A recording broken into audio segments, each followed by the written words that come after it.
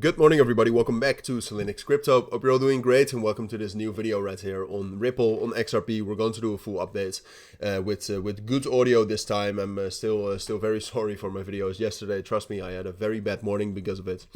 But we're back. We're going to do a full update here on Ripple, on XRP. There are some things we need to talk about, alright? So I might even call this an emergency update because sometimes I do use clickbait, excuse me, alright, hopefully you can forgive me. But there's some interesting things I think you need to know about XRP right now, so that's also what I wanted to talk about. That is both fundamentally and technically. We'll start off with the fundamentals. The technicals are quite interesting as well because, we've spoken about this move in my videos as well. I thought yesterday that we would see a bit of a pullback earlier into 2.2 and 2.15 in all honesty, but then obviously we had the appeal of the SEC being dropped, so that pushed the price up. So then we talked about that this was eventually going to happen. Obviously I did not have insider information that it would happen yesterday, but what that caused is a bullish breakout, and that's still holding with a lot of volume, and we still have a lot of support. So technically, talking very fast here, I'm sorry, but technically XRP actually looks amazing here, and fundamentally I would actually argue that people should be a little bit more bullish on XRP than what they are, because what I see a lot of people saying is that now the Ripple SEC case is closed. And even though we have not received the full information, because I actually couldn't find anywhere that the SEC actually was dropping their appeal.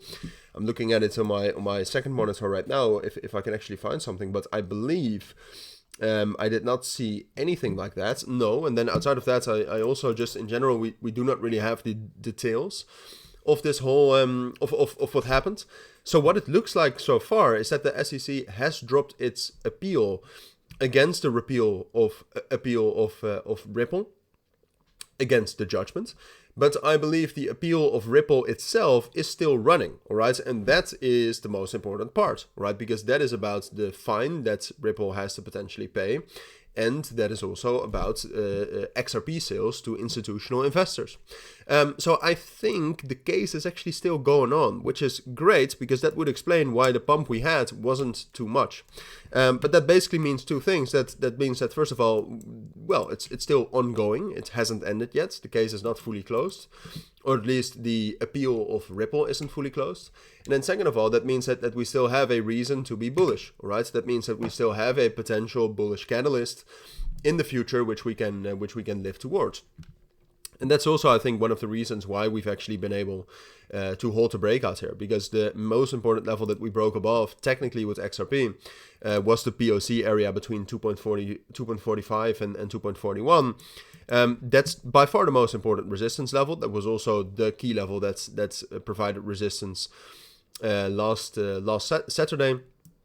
And we're able to hold that, all right? And not only are we able to hold that, but no, we're actually able to hold that with quite a lot of volume.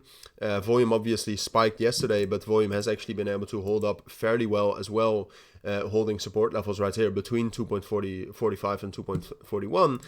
Bitcoin looks relatively strong, so I have to say that when I take a look at XRP, both fundamentally and technically here, I have to say it's most likely that I think we're going up higher into 2.7, into 2.75, and that we can actually stay in this short-term downtrend and in this higher time frame consolidation by getting up to the top of that consolidation. Now, do I think we can break out of that? No, but I'll still keep you updated on that. For now, at least, I think short-term, we can actually see some more bullish momentum.